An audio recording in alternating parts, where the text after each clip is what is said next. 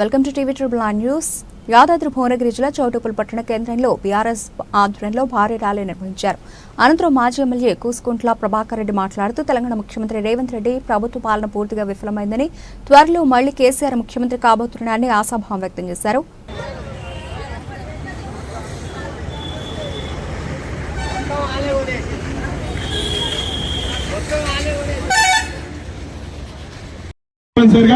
ఆ చర్యలు ఉంటాయనేది కూడా నేను హెచ్చరిస్తా ఉన్నాను. కార్యకర్తలు ఎవరు నిరుత్సాహపడాల్సిన అవసరం లేదు, బాధపడవలసిన అవసరం లేదు.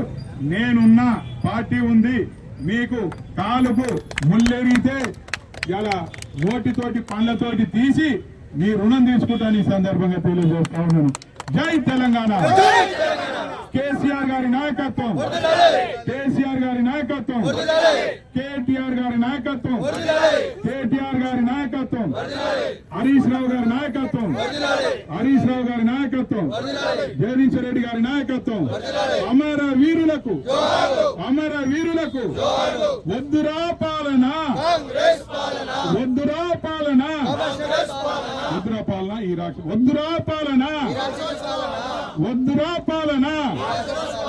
జై తెలంగాణ.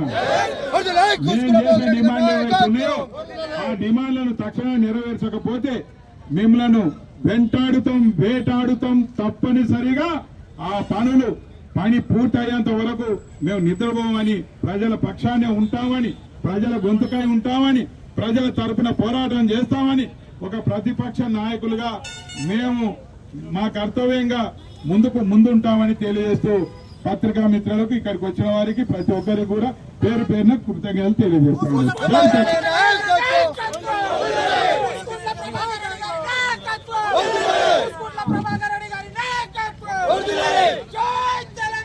జై తెలంగాణ.